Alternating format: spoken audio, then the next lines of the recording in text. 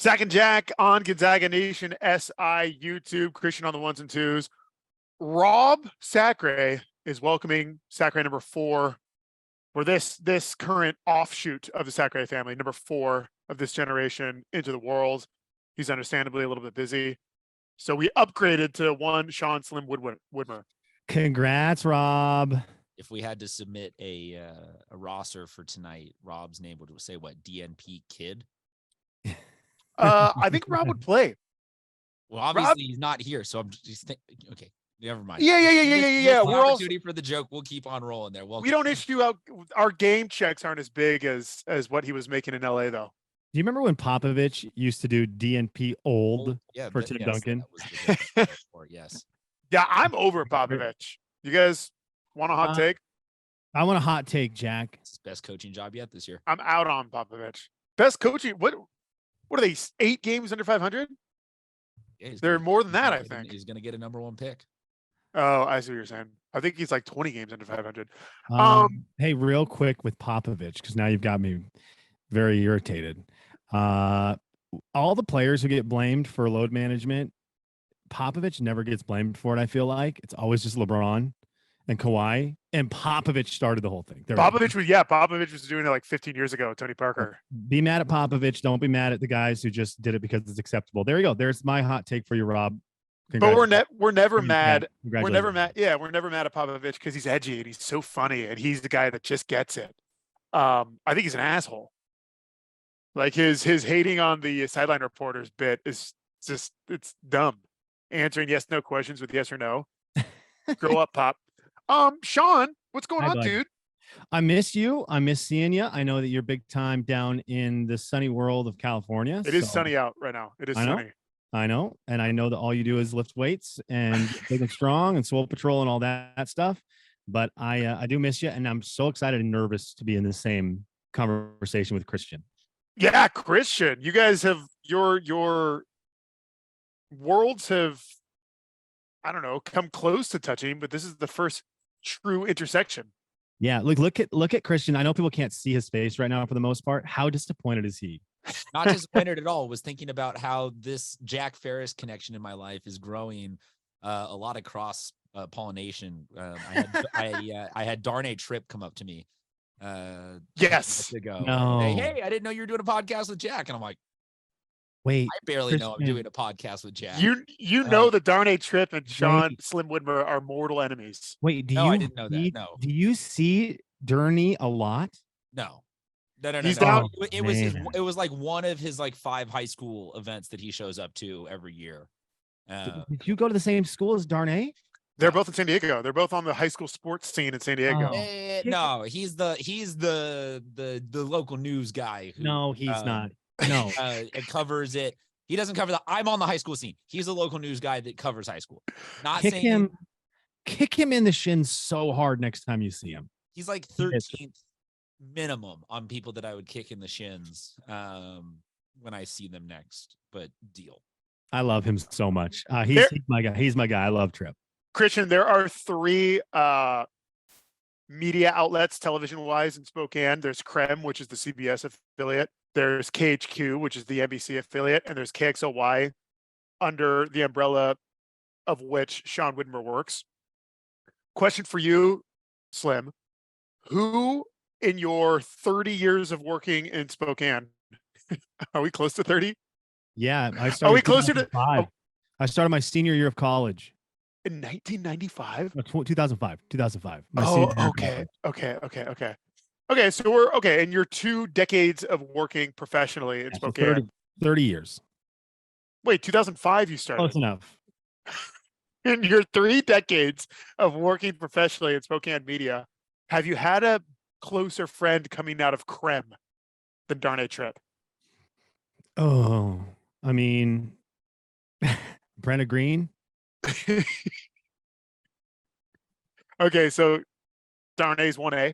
1A. Travis Cox 2, Evan Klosky 3. Those are my Creme guys. There you have it. I don't want to hark too much on Spokane because Christian got mad at Rob and I last week for talking about no, not Christian, I'm Matt. in. Just talking about routes from North Spokane to downtown Spokane. which we need in order for that content to pay off. We need to talk to Rob next week and find out what route he actually wound up taking. I got a text from my friend, and this is not a normal thing to get a text from my friend talking about the podcast because it's like old news. You know what I mean? I got a text from my friend saying, expressing to me how much he enjoyed the route conversation in North Spokane. So there you go. If you've got the feedback from the focus groups, let's roll with it. Well, I got a text from my friend Jack. What did I say? It said, "Are you going to jump on the pod?" I said, "Yeah, Jack, I'll be there." Okay. Now that we've gotten our pleasantries out of the way, you kind of started a shitstorm on this podcast, Slim. Oh no! Sorry, serious? I'm not supposed to swear the first 5 minutes on YouTube. I heard that's bad for the algorithm, right, Christian? At this point, I feel like us Now going we're gonna get culture to the algorithm is our vibe. So we can do it. We almost lost dozens of views there. It works terribly for the Barstool gang. Okay, Slim, do you remember opening up a little bit in such a way, talking about Gonzaga that you normally don't do? Oh no! This is when we came on the episode. We talked about the state of the average fan in Spokane relating to the Zags. This is sure right. I said, look, I feel like my life, I am overall pretty friendly dude, but I think, Jack, we've talked about this. I come across as the most hateful dude in Spokane, and I'm sure I said something that someone ran with that just buried me. I guarantee it. You artfully didn't put it on yourself. You put it on the average fan who you cross paths with at, like meet and greets for the radio station and such. Okay. You said there's one concern that everybody has. This is again right around the loss to Baylor. Might have been the week after Baylor. Okay. I don't remember what I said. People come up to you and say a player's name with like a question mark after it. And it was Julian Strother. Julian Strother. Yeah. Can we replace that question mark with a period or an exclamation mark, or are we keeping it as a question mark? Oh, you really want me you want me to go? I do, because people don't realize this. Slim had me on his radio show, Christian, 3 weeks ago and bombarded me with anti-Julian stuff. And I had to stand behind it willingly. But now it's kind of my turn. Are you even pro Julian now? I'm no. Here's the thing. Neutral on Julian. I have said this in aggregate overall when averaging out everything that you've said. Yeah. Expectations are such that Julian is held to a different standard than other players on the team. 100%. For sure, Jack. For sure, he is. And Drew Timmy's really good at basketball. I don't know if you guys noticed. Drew Timmy is pretty good. Julian Strother is by far the most talked about Gonzaga Bulldog in the 2022-2023 season, period. Because he's underperforming? Yeah. But sometimes he's not underperforming, Jack. That's why he's talked about the most, because Julian will have a game that you're like, oh my gosh, if this guy plays in the NCAA tournament like this, they're going to win. They're going to dominate games. Yeah, I would agree. But unfortunately, Portland isn't going to make the NCAA tournament, so he's not going to have 40. You know what I mean? I get what you're saying. You hit me with, I will give you, I hate giving you credit, but you came in hard with really good stats. And I love good stats, and you had really good stats on Julian. Do you see your son climbing on the couch behind you? He's just chilling, dude. We got it set up back here where it's kind of like a jungle gym. Ask Sacre about how you do it with babies. That's obviously he's got another one. You just get to a point where you just let them rule the house. Like he's moving around pretty good. He finds the remote control. He's got it right now. He's going to eat the remote control. I'm going to have to order another one off Amazon because that's how it works. Are you left-handed? No, I wish. Oh, all good shooters are left-handed. You strike me as a left-hander. Dude, just the way you carry yourself. I wanted to be left-handed my entire life. I knew my buddies who were left-handed were all great three-point shooters, and I wanted to be a great three-point shooter. And I tried to be left-handed for an entire summer when I was young. Didn't work. I did the thing like the Michael Jordan thing that I always tell you, oh man, Michael Jordan would like brush his teeth left-handed. He'd use his silverware left-handed. He'd do all this stuff left-handed, and now he's ambidextrous. And then you really never saw MJ shooting any lefty threes. No, absolutely not. Maybe he's just a little more comfortable, but shooting is completely different than dribbling. I don't want to. I'm not looking to stir pot. I didn't know I stirred the pot with the Julian stuff. I don't know. Maybe you didn't, but you inspired me to just move more into the expecting more and being vocal about it camp when it comes to Julian. But I think that's fair because I do believe he is the most talked about player on the team. I don't think that is. I don't think you did anything wrong. I mean, your side of it was a negative side of it. That's not everyone's side of it being negative, but he is talked about a lot. I think that's fair. I think that it's fair to give a little. I mean, if you're going to dive into the team and talk about the team, it's not like you're just going to talk about all the positives, right? That's kind of boring. No, absolutely not. And again, like, no one is this is going to sound like I'm totally talking out of my ass. No one's a bigger Julian fan than me. I just have huge. All right. Maybe I misread that. He's 1 year old and jerked his head around when he heard you say that. Like, that dude lied so easily right there. I'm just frustrated. Okay, Simone Biles level mental gymnastics, but I can see where Jack is coming from. You know what I'm saying, Christian? Okay, I am. Oh, okay, let me rephrase. You're the overbearing mother in Cool Runnings who yells to the room, shut up, my boy is on TV. That's you every time the Julian Strother's out there, because you want the whole room to see that, like, this guy could be that guy. But in doing so, when you clear out the room to be quiet to watch at him with all of your passion, you know, sometimes he misses the shot and it verges very quickly into anger. So, like, you love him with this intense burning passion that's also a little bit of hatred, that's also some disappointment and some love, and it's a little bit of everything. But yes. Yeah. I'm like the verbally abusive dad. Man. Yeah. Oh, so you're like Tim McGraw from Friday Night. Exactly. A verbally abusive dad with a not so little drinking problem. Okay, cool. That's a great place to be. I don't root against Julian during the games. When he shoots, it's not like I'm praying he goes 0 for 4. I do not want him to go 0 for 4, 2 for 10 from the field. Oh, by the way, that was his stat line Saturday night at home against St. Mary's with College Game Day there. If he plays great, you said it, Sean, sky's the limit. I know. We're one of the top 3 teams in the nation, but especially this year with everyone sucking. Okay, so this is not a first time thing with Gonzaga, though. And this is where I worry about how everyone deals with Julian, because I do think he's taken a bit of a beating, and maybe some of it, like you said, that stat line wasn't great Saturday night. It wasn't great. I mean, there's there's deodorant. Sorry, Sean. Personally, I think that Julian might have moved in the zone. Did you watch that full court press? Yeah. Where they moved Anton from the front and they put Julian there. And part of me was thinking, I wonder if they're just trying to get him motivated to, like, move. Like, you got to move a little bit, bud. Like, he gets a little bit of that. But I think we've had this before. I think we've had this a lot throughout the history of Gonzaga, where we look at a player and go, man, if he shows up, we're about to be lights out. Like, I hate to put you on the spot. Put you on the spot, but can you give me an example of one of those players? Blake Stepp. Oh, Blake Stepp was before I was in high school. I wasn't a Zag fan. Blake Stepp was like the greatest Zag. You ask those old Zags. Blake Stepp is the man. Blake Stepp is one of the greatest players to ever play basketball at Gonzaga. But I mean, look at the tournament stats. They weren't there. And so he immediately became the talked about guy around Spokane, where you'd get into, like, the Zag boards at the time. And I always felt so bad for Blake, because Blake was a good dude and just getting drug through on the Zag boards. Yeah. And maybe I'm being too hard on him because of this, because it's just the era we live in. But first of all, offline, Few was not shy about saying Julian was going to be the offense is going to flow through Julian preseason coming into the season. I don't know if that was like Jedi mind tricks to try to motivate Julian or what that was, if Few actually believed it. That's one thing. That's one part of it. Why expectations are so high. Another is Instagram, man, and social media. Like, it's definitely tailed off the last couple of months. Now, after, a couple of, like, 0 for performances, but, like, summer into fall, he was pumping himself up, which is great. And I don't default him. I don't behoove him.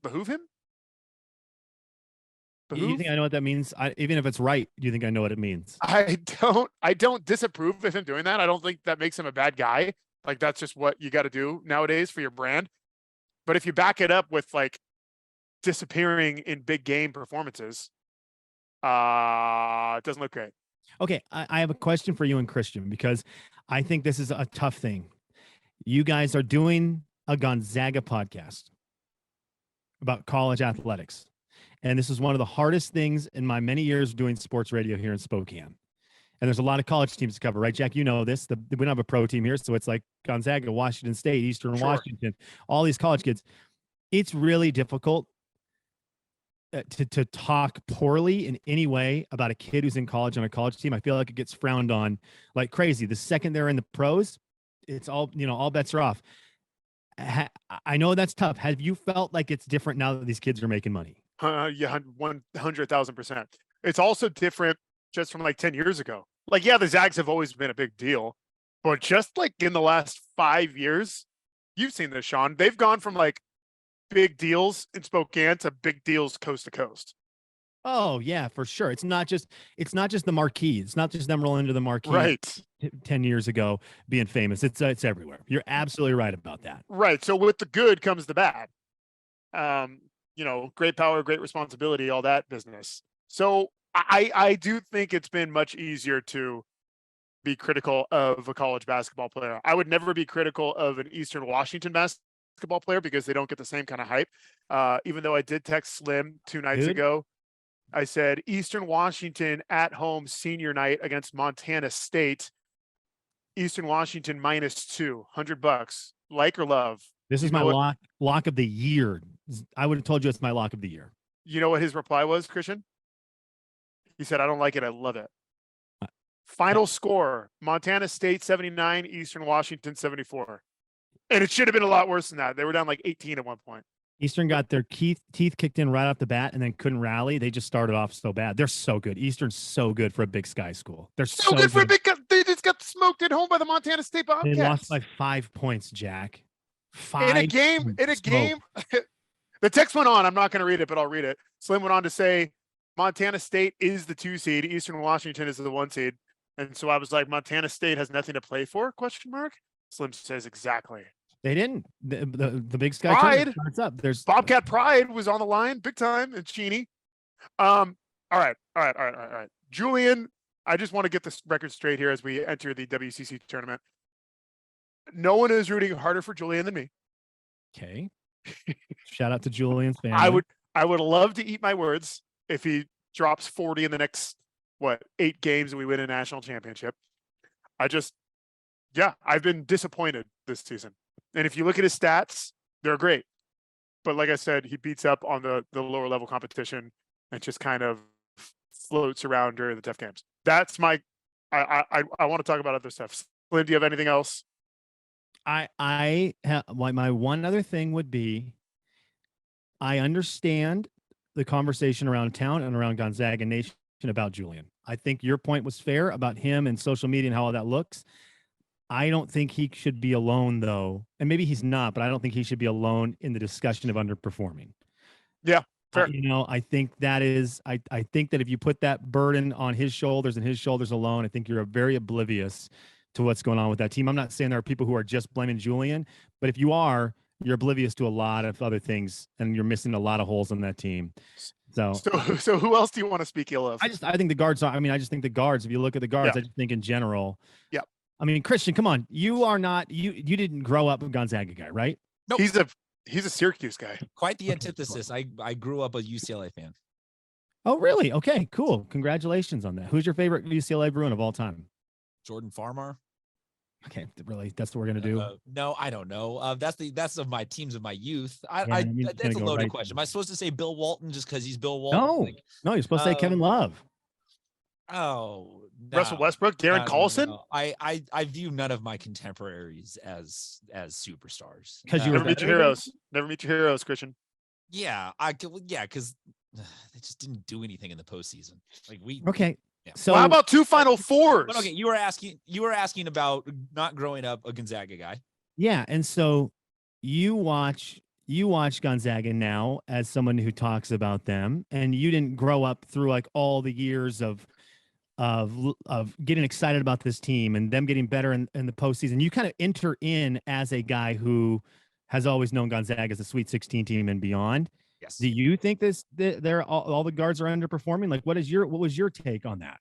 I think that this is a mixture of I think that this is mostly underperforming, but it also does seem like the bar has become set very high for a school that is ultimately very small and doesn't have the ability to always get a one and done type Chet every single year. That, yeah, like eventually the talent pool is going to maybe have a year or two where it runs a little bit drier than others, and it is underperforming. And I think there was maybe some hope that Timmy could find an extra gear in the off season and kind of close that gap between where he was in his NBA evaluation process and where he wanted to be. That either hasn't happened, or teams have just been able to isolate him and guard him really well and slow him down a little bit. So yeah, I think aggregate across the board, very fair to say underperforming, but I do also think that maybe the average level of play at Gonzaga is held pretty high by the fandom, which I think is good. But it makes it for people like Jack hard emotionally to swallow when you see that 140-point game and you're like, wait, why can't we get that every game this year? We're used to getting that every game. We always have that every game this year, and now it's a bit of a roller coaster where we literally have podcasts labeled Jack is all the way out on Gonzaga basketball this season, and then Jack's back in on Gonzaga basketball, and then Jack's back out. Like it's a year where I think both ends are having to meet in the middle. That said, the 2022-2023 Gonzaga basketball team will wrap up the season 26-5, assuming we can collect the win versus Chicago State tonight. That is the lock of the second most lock of the century is them beating Chicago State. Hoping we can handle business tonight, senior night against Chicago State. Five losses. Yeah. Five losses could easily be could very easily be 3 losses, could very easily be 7 losses. So no, wouldn't have ever been 7. Wouldn't have ever been 7. Nope. He's not going to let you lose 7. Got it. Anyway, 26-5, the number 10 team in the nation as we wrap up the regular season. Literally any year before 2016, Zach fans would have taken this 100 times out of 100. Yes. So it is silly when you take a step back to hear me complaining for 20 minutes about how we're underachieving. We're probably going to be a 3 seed. And think if we had played the teams we played in the preseason 7 years ago, fans would have been like, "What? Who are playing who? Excuse me." Yeah. Right. What are you talking about? You don't play Alabama. What? God, what a tremendous win in Birmingham over Alabama that was. You only played those games if you were in the Maui Invitational or some kind of preseason tournament. That's the only time you played these kind of games as a Zag fan. Now it's just like, well, we'll just show up and roll the ball out because that's what we do. Killer win. Alabama. Speaking of rolling the ball out, Slim, how do you feel about the current state of affairs in college basketball? Christian was talking about it earlier. We're dealing now with the fallout of the one and dones that it's been around for what, like 13, 14 years. You see it.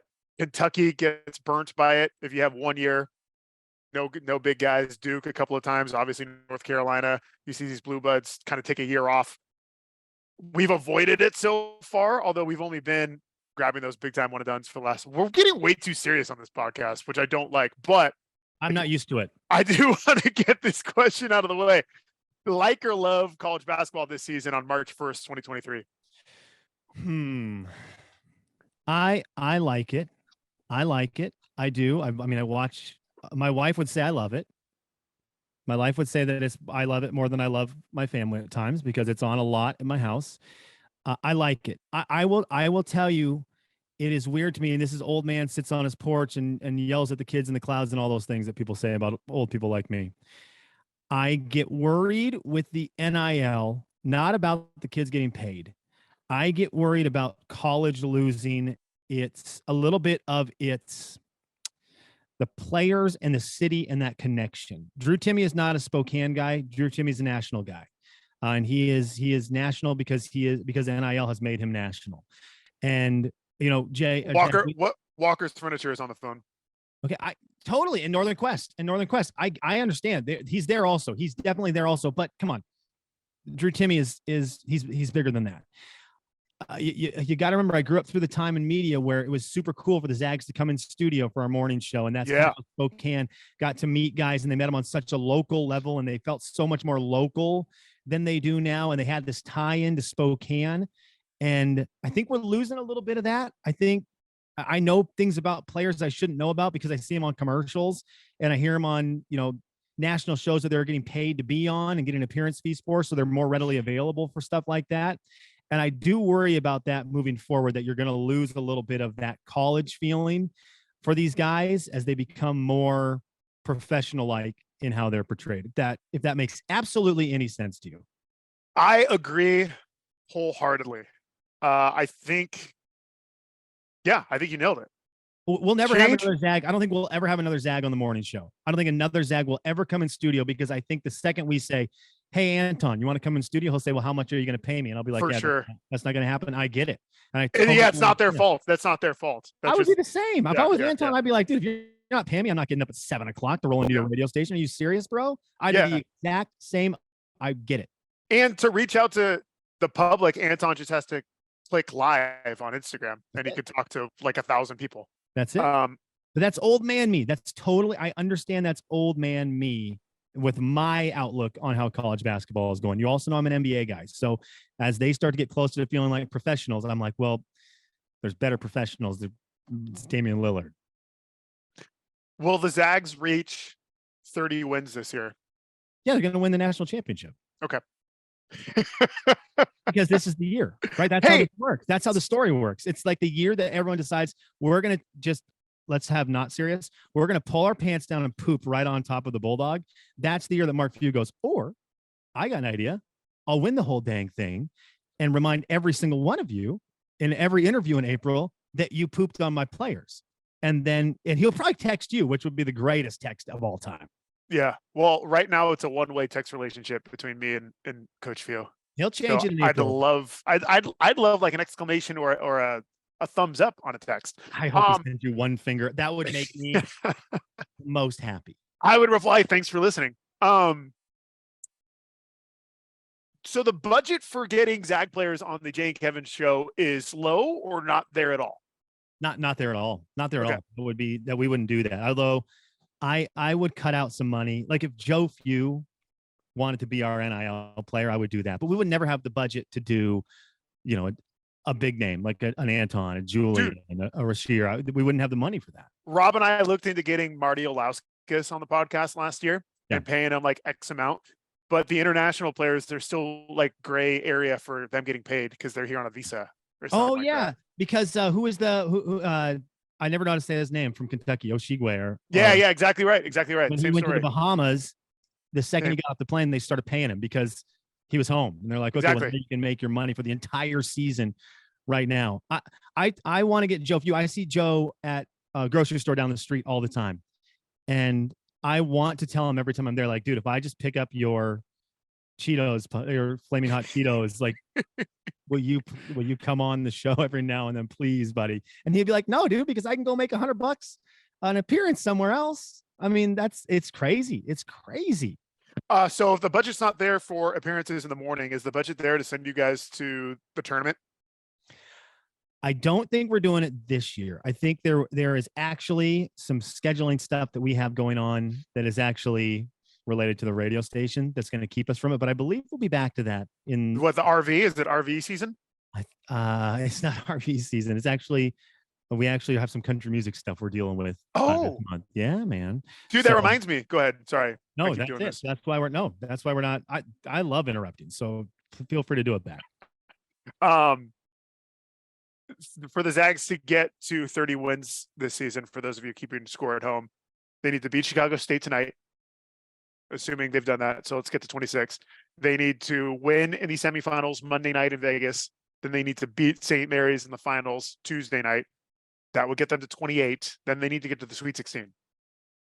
So you get to the Sweet 16, that'll be the 8th consecutive year they make the Sweet 16?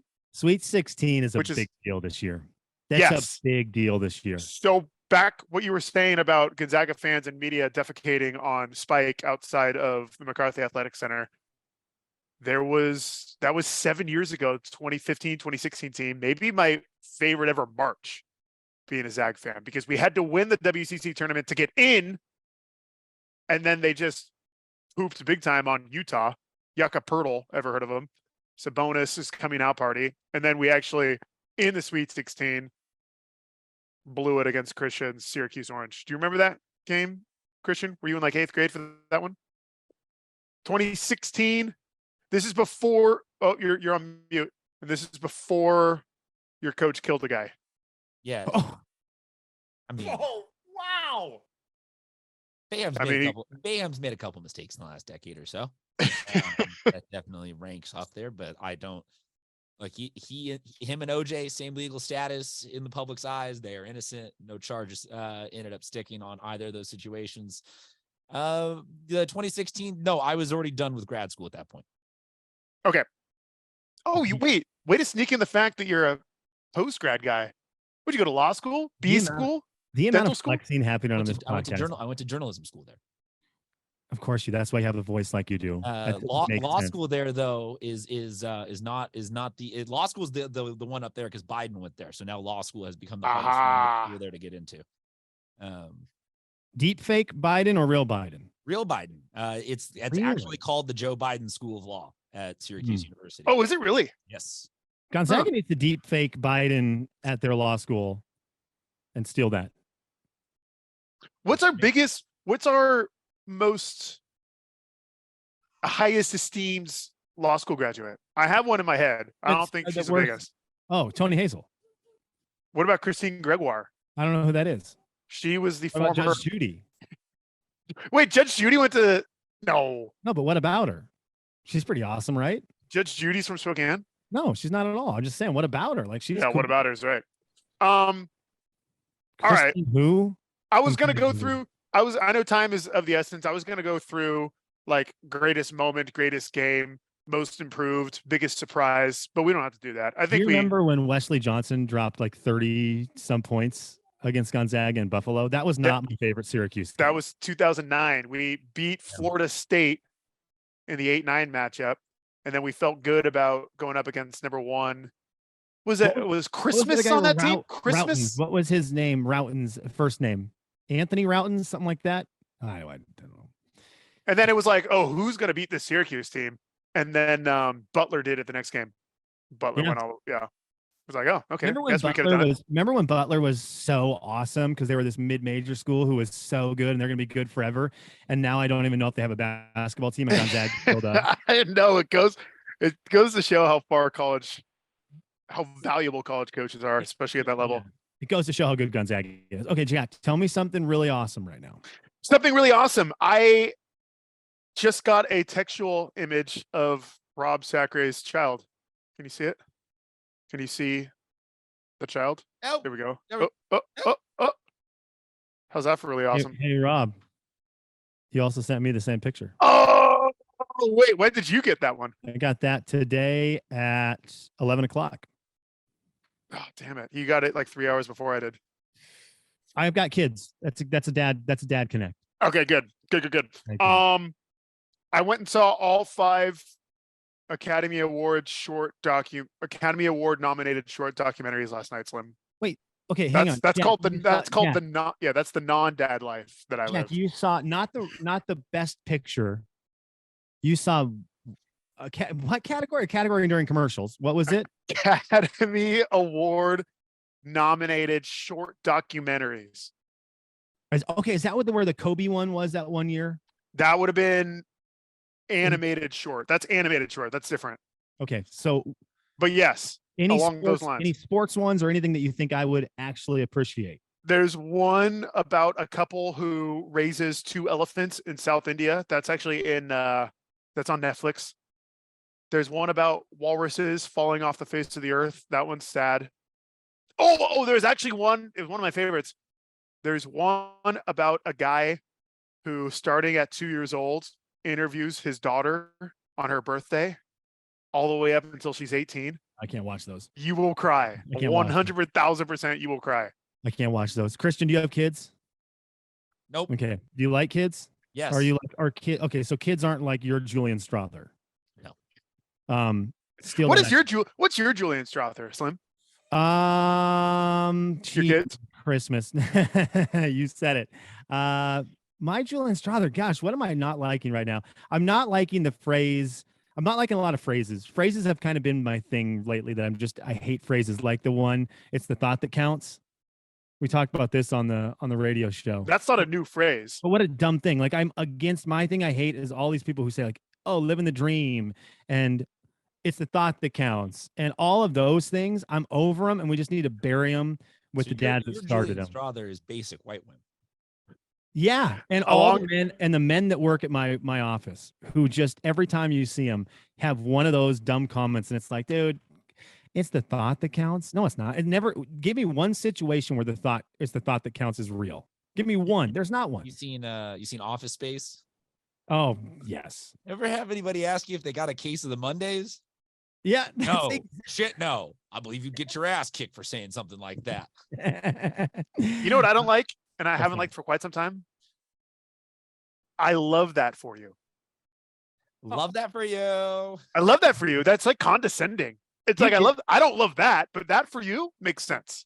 Oh, it is. So I'm kind of anti-phrases. I'm ready for phrases to go away. And we just talk to each other, like normal humans on Zoom. Does everybody go into the office now at KXLY? Yeah, everyone's in the office, so that's kind of fun. It's fun to see faces. It's fun to see a couple of faces, and it's really annoying to see a lot of other ones. How many billboards right now, over under 3.5 in Eastern Washington, North Idaho, have your face on them? I think 0. I think I think we're due for a couple. I think it's coming up. That's very funny you brought that up. I need to lose like 20 pounds before we take pictures for the next billboard. Though. Will you go hat or no hat? Because I feel like the last round of billboards in Spokane, Sean Widmer had hair. We did a run where I had just shaved my head. And, okay. But I think I'm gonna go backwards hat like a real turd on the next one. I know you're wearing your hat backwards, but Jack, I said I wear my hat backwards 90% of the time, and I get ripped for it all the time at work. People are like, "You're supposed to be professional," and I'm thinking. I just played fart sound effects on the radio for 4 hours, and you came up to me and you're like, dude, you are wearing your hat backwards. You're supposed to be professional. We had a guy come in today, and he did an interview, and he didn't put headphones on. And I'm 41, and this guy we're doing a radiothon right now, and he is the lead sponsor. Like, this is a great dude doing great things. He didn't put headphones on, so he couldn't hear what I was doing in my studio. And I sat there hovering over the fart sound effect buttons that I have for 10 minutes. Though I don't hear one word he said. I'm just sitting there going, oh, this is the guy. In the middle of a radiothon, like a cancer-raising radiothon, anti-cancer, let's raise money, let's do this. This man's talking, he made a big donation. I'm sitting there with my finger on a button that says, juicy fart. That's exactly how it's labeled on my computer. And I want to push it for 10 minutes, don't listen to one word. And they are like, put your hat forwards, young man. You need to be more professional. I don't know about that. Is it that week? Is it St. Jude? Yeah, St. Jude week. Oh no, I used to hate that week on your show. And when you have kids, it's like even it gets worse. I'm like, and one of them that's like, oh, and this is the story about young Olivia, which is my daughter's name, and then it's the worst story you've ever heard. And I'm like, how am I supposed to talk right now? I totally understand, like the bleeding heart, like that's how you get people to pay money, but you have to break that up somehow with some comedy here and there. Yeah, when the hard part, and that's all I do, and I get in trouble for it every year. I know I'm going to get emails about it today, but when you're listening, you only have to listen for like 5 minutes, and then you can turn it off. I have to listen to it for 6 hours. And so for me to leave work and actually be a human being who can come home and be normal, I have to have the juicy fart button open on my computer, which, Christian, this is why I didn't go to Syracuse. I'm guessing they didn't have that button in the Syracuse and the beautiful Syracuse. Depended on which classes you were enrolled in. No, not in the more distinguished journalistic integrity side of the building, Right. but yeah, down in the basement. In the Andrew Siciliano wing of Syracuse. It's the Dick Clark wing. Is he the biggest name who went through Syracuse in media? So the sort of trick that Syracuse does is they have a lot of people that went there, but then by like sophomore or junior year already had TV gigs. Right. And so like Dick Clark, Bob Costas, Tarico, none of them really graduated actually. So you're like the Kentucky of broadcasting. Yeah.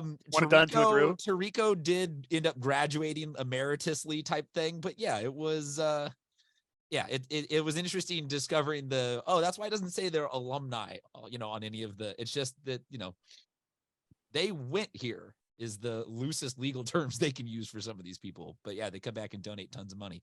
Christian, Can I bump? Let us fart Go around ahead. a little bit. Christian, ahead, Slim. before I get sent off by Jack, and I know you guys have like a tight schedule for your podcast, and you're like, Hard we're out. professional. We got hard network outs and all that stuff. Yeah, I get you. Yeah. Christian, what do you like outside of basketball? What do you like outside of basketball and Dick Out? Just like in general. Yeah, what do you like? What makes you tick and what makes you talk? I am a huge college basketball person. Yeah, I have 3 or 4 teams, so it does occupy a fair amount of my time. So this authentically is who I am covering college basketball. But outside of that, I'm a pretty big sports person across the board. It's how I make my living. I'm a dog person. I go everywhere with my dog, do a bunch of outdoorsy stuff on the weekends. I'm married to an elementary school teacher, so I get involved in a fair amount of arts and crafts over the weekend and grades and stuff like that. I don't know, man. I have a pretty boring life. I thought that was pretty good. How tall are you, Christian? I am 5'11", but the senior year they listed me as 6 foot on the roster, so I will take that. Technically, I always thought you were taller. Slim's like 6'8". Yeah, no, I'm the least basketball gifted out of anybody involved in all of this operation. No, but you got a great look. I'd pick you quick if it was open for the hair alone. I'd pick you quick. Okay, so it's a dog. You like I'm just trying to think what you do, because you guys do a lot of college basketball. Look at the dog is in the studio. The Christian studio is beautiful. It really is. Of course it is. It looks great. I just like to know what makes people tick outside of the hoops thing, because I think every now and then you need to reset your brain and get away from the basketball world so you can enjoy it full-heartedly. So for me, though, sports across the board has developed into cold, hard cynicism, and this is sort of my it's going to both age me and be my outlet in life. None of my teams are particularly successful ever, and I live and die by it. As a baseball fan, I like the Padres, so I like the illegitimate stepchild of the NL West that we always talk a bunch of shit, then we get beat by the Dodgers or Giants every year.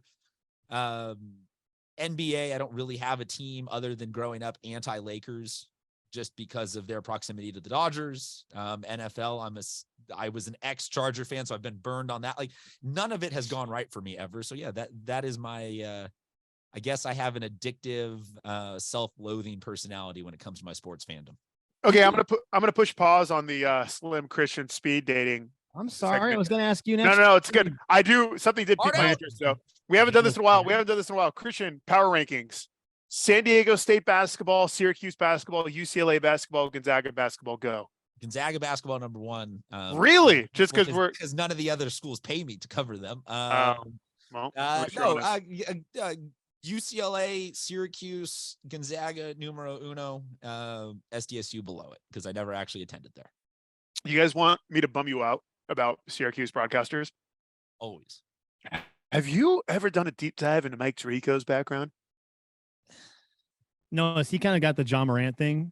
There's a little bit of Me Too before Too stuff going on there. Nothing not crazy, at all John Morant, but kind of creepy.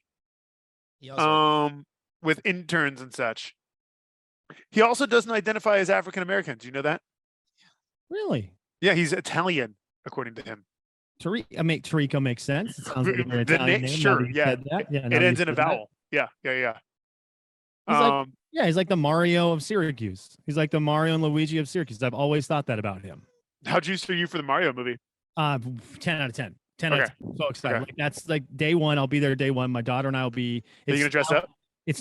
I wish. It's no longer going to be releasing on Friday. I believe it releases on Wednesday. They just pushed it up 2 days. Christian, I'm into this stuff, man. I'm into the video game stuff. How do you not dress Olivia up as Peach? That'd be adorable. She would want to go as Luigi, or she. Oh, really? As she calls him, Genie. Just so long as she doesn't pick like Waluigi or some sort of fringe character like that, I think. Yeah. She'll be good. Jack, can I do some power rankings for you right now? Yeah, please. Rob, Dickow, Christian. Oh, that's not fair, but yeah. Gosh, Rob never made it to the NBA. Like that's this is about Rob, human. This is about as a human. Rob Christian Dickow. I work with Rob all the time. I work with Christian very often. Dickow never comes on our pod and never invites me on his pod. That's a fact. And Christian, what if you had to do the same one, but you had to replace yourself with Jack? Raw for consistency's sake, Jack. Yeah, there you go. Yeah. I also think Ditka would rank all of us collectively. He's very content in his own little world. He's got his 7 kids. He's got plenty to do. He helicopters in and out for his segments. He's a hard worker, but he's got a million things going on all the time. Were you there at 6 a.m. for the college game day? No, I was not. I've got 2 little kids. My wife was out of town, so it was just me and the kids, and I was not feeling like waking the little man up just so I could drag him down to Gonzaga where it was cold. I did think it looked awesome, though. I thought they did a really good job with that, and from all accounts, from people who went, it was rad. Are you over the Sean Farnham flatbread pizza bubble? I was over it the first time he said it. I agree. The flatbread pizza is fine for those of us lucky enough to have been there. It's fine. It's not fine. You think it's bad? Jack, have you been to Spokane recently? Do you want to know how many good pizzas? I know pizza and flatbread. Okay. We have hung our hat in Spokane now on Davenport's flatbread. Hang your hat on the Davenport being the greatest hotel. Davenport's great. Tower specifically. I'll take the Tower over Historic. No, the Grand's pretty good, man. The Davenport properties are phenomenal. You're not going to find better hotels. You might not find better hotels in America. They're amazing. That's where Sean Farnham should have hung his hat. But now when people come to Spokane, they're like, did you hear they have good pizza at the Davenport? Flatbread at a bar. Oh my gosh. The pizza. We have so many pizza places in town that have actually amazing pizzas that are just getting crushed because Farnham once was like, oh, I know Rachel or whatever girl he was weirdly mentioning too much on broadcasts, weirdly putting names out there about the person working at the Davenport. That was, I don't know, man. Well, Farnham, I'll say this. Farnham is great. He's been very good with his time on this podcast as well. And he's been able to parlay the flatbread Davenport thing into a good cause. That's all well and good, but I couldn't agree more. It's also important to distinguish flatbread from pizza. I think they're 2 different things. That's a good point. And I actually think Farnham is one of my favorite people who covers college basketball. The guy cares. And the very first time I met him, I had a little moment. He was hosting a afternoon radio show with, oh my gosh. I don't remember the guy's name. He does NFL games. He's a sideline, Chris Myers. Mm-hmm. And Chris Myers I did not enjoy Chris Myers at all. But Sean Farnham was so good on the radio. I listened to this show just because of Farnham. Like he was so good. He was counterattacking a terrible host. And I met him for the first time. He came to Gonzaga, and I was like, I got to go tell him. And I don't even remember the words I said, but they weren't English. And this was in the media room where you're not supposed to do that. You're not supposed to do that. Christian does that. He went to Syracuse. Dude, I tripped all over it. He looked at me like, what are you doing? Like, looked at my credential, looked at Barrett Henderson, like, why is this guy back here? Is he supposed to be here? And I just remember thinking, dude, because you are really legendary to me as a radio guy. And I could not convey that to him at all. But he's solid. You can't fake energy, and he's got great energy. You can't really teach energy. He's got great energy. Remember Stephen Bardo and Terry Gannon? Yeah. Yep. I remember when Bardo was replaced with Farnham being very disappointed. Really? We went from Bardo's Best in the West to Farnham 5. And I was like, who is this Yahoo trying to like steal Bardo's bits? Farnham is, credit to ESPN. I won't give them credit for a lot of things. They know what they're doing in assigning West Coast announcers to West Coast teams and getting us used to a Farnham. That is credit to the programmers, credit to the talent managers at ESPN. I don't think they get a lot of shouts, but they get one there from me. I'm looking at Christian's face, and he is going, how do I attach a better podcast to this episode? No, I've been keeping a mental track, or not. I've been typing up the sort of rundown, tracking our topics, and it's gone from kicking Darnay Tripp in the shins to speed dating to hatred of Julian Straw. Like, it's gonna be a hell. No, hatred's a strong word. You know hatred's what, a strong word. Love. I'm sorry, love. I love, but in quote is hatred. No, I need to stand up for this. Hate. We give hate a bad name. Hate needs to be a word we use. Hate needs to be in English. You just need to hate responsibly. Hate responsibly. You have to. Like if you hate like a knucklehead, yeah, then you're dumb, but you're probably a knucklehead in a lot of things. Somehow hate responsibly could toe the line of like, that could be a great t-shirt and slogan to kind of troll people with on the internet. I like that. I've never heard that before. I'm down. Hate responsibly. Like do you guys like the bad things that have like there's some really bad things that have happened in the world and we probably should hate them. We shouldn't hate, the dude next door who did something that just like peeved you off a little bit. He like put his fence 1 inch over the property line. You're like, I hate him. Maybe that's not hating responsibly, but we need to hate responsibly. Don't lose the word. Can I finish your podcast off with something? Well, no, whoa. Let's keep it on the hate thing. Cause maybe I want to bail the podcast out. Hold on. I know. And I'm going to let you, but I want to retract something maybe just a little bit. I said, I don't hate Julian, but if you look into it a little bit more, hate is just a love disappointed. Ooh. That's Don docuseries, mini docuseries. Don Henley of the Eagles. Hate is just a love disappointed, because the opposite of hate is. I just want to know the opposite of love is hate, Jack, right? You decided to get so close to the camera for telling us that love is hate. Thank you. Love is just a hate disappointed. Hate is just a different form of love. The opposite of love is apathy, when you just don't give a hoot. The Eagles are so old. The Eagles are. That'll be the social media clip. Thank you. The Eagles are so old. It's so old, man. Well, one of them's dead. 20-year-old and being like, who did he just talk about? What's wrong with the Eagles? Dude, if you don't like the Eagles, Glenn Fry, R.I.P., brother. Yeah, okay, R.I.P. to a lot of old people, Jack. Let's go real quick. Do you not like the you don't like the Eagles? R.I.P.'s power. They mean nothing to me. They're from the 70s. The 70s were 100 years ago. Think about how long ago the 70s were. Yeah, you were born in it. No, I was born in the 80s. You were born in the 80s? Decades correct in your career. What year? What year were you born? 81. Think about this though, Jack. The 70s were what, 50 years ago? Yeah. So if we're in college in the 2000s and some guy's trying to get me hyped about a band from the 50s, get out of here. I could not be more bored with the band you're talking about. What's the oldest musician you listen to regularly? Weezer. They're my favorite band of all time.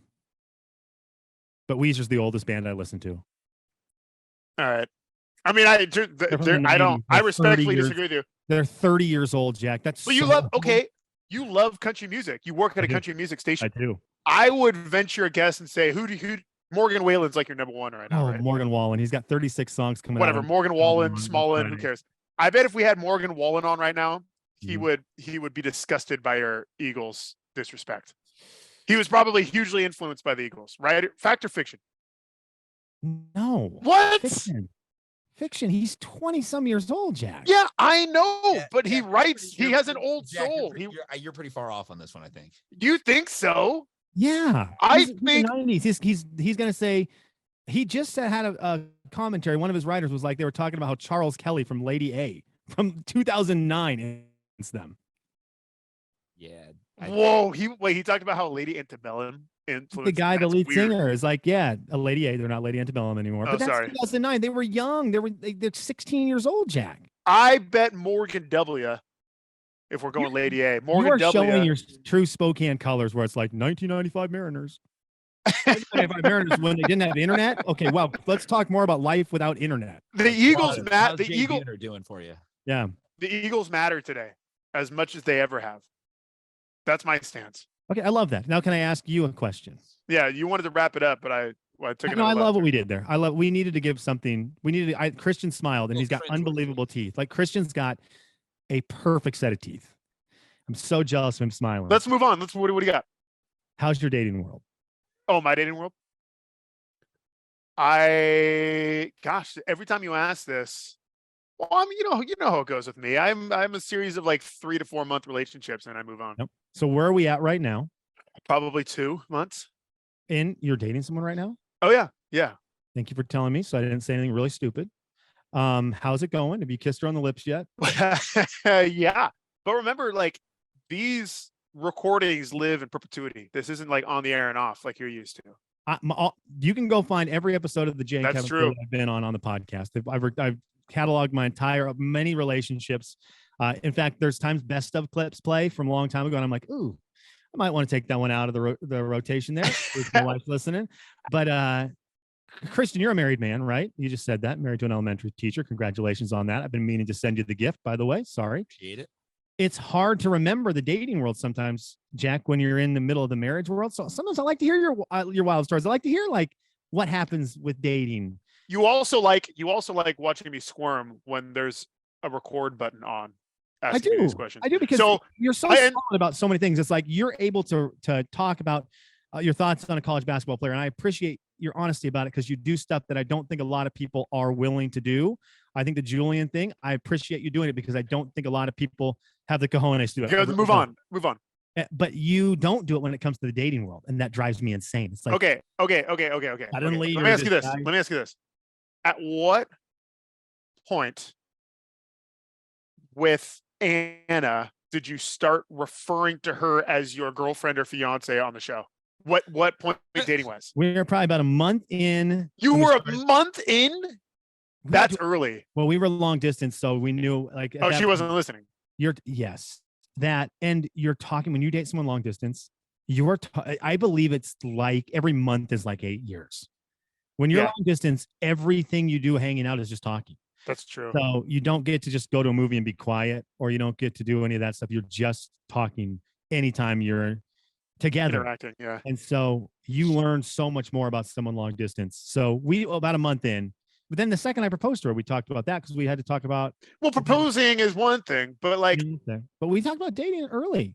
It's you want to live. Did you refer to her? Man? Did you use her name, or would you say my girlfriend this, my girlfriend that on the show? I would say Anna Johnson. No, you would not. Anna Marie Johnson. No, you wouldn't. No, I didn't. I would just call her Anna. Speaking of Anna Marie Johnson, I'm going to Spokane. I'm going to Nashville in 3 months. I need some recs. I need some recce recs. If you say 2 weeks, I'm going to be there also, and we could die there. Are you? Yeah, we would die together. Speaking, we almost die in my neighborhood, which is the most boring place in the world. If we were in Nashville together, it would be The Last of Us. Not like the show, but like actually The Last of Us living. We had an afternoon. Fun. Nashville's great. Nashville is one of the best cities in the world, and that's going to be a fun thing. We will have plenty of recs for you. Please. My wife figures out when you're going to be there, even though she did scream at you once. She loves you dearly. She'll probably try to figure out a way to get there. Yeah, I am there Juneteenth weekend. Okay, cool. Yeah, on their it's Thursday cool city. through Monday. Christian, have you been there? No.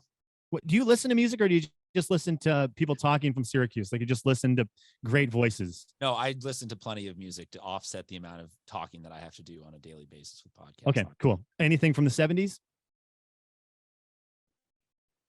A little bit. If there is, it's not off the. I can't recall it off the top of my head as being identifiably from the 70s. Do you listen to?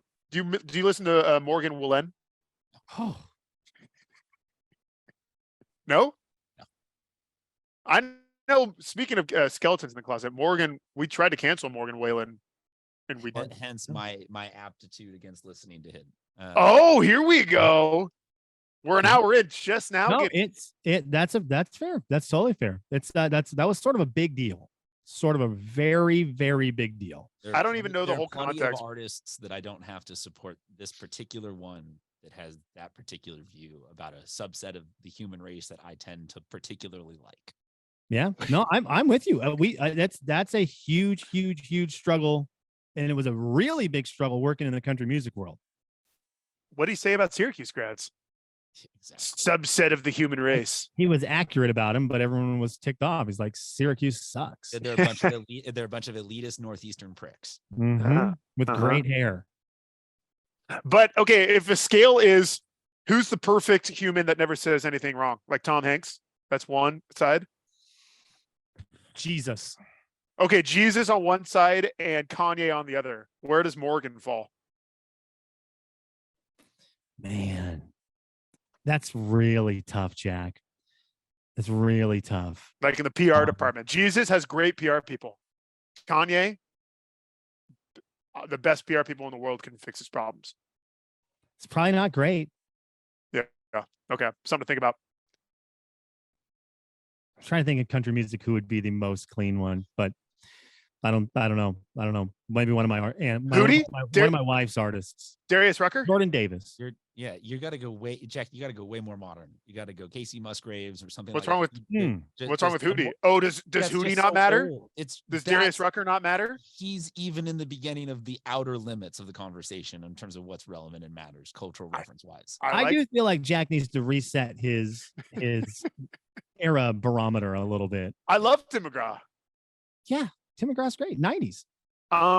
Jody Messina. We've talked about Jody Messina. How much I love Jody Messina. Yeah, 90s. Who sings Independence Day, Slim? That's my jam. Martina McBride. Yeah. 90s. I appreciate these 70s, man. Is she touring? Martina McBride, when's her next album dropping? Actually, I don't know. Look at Christian taking his headphones off and leaving the studio. Okay. We were supposed to go 30 minutes. We went an hour. Sorry. We cut into no. Congratulations, Sorry, Rob. 5,000 babies. Catch Dick Ow. 5,000 babies. Do you ever get intimidated or by Rob? By Rob. He's got twice your kids and double the baby mamas too. Okay, that's really very funny. That's one of the funniest things you've ever said, and I'm going to just keep my mouth shut because it's his podcast, but I've got billions of thoughts. I'm jealous because I feel like I have one job and 2 kids, and I never have time for those 2 things.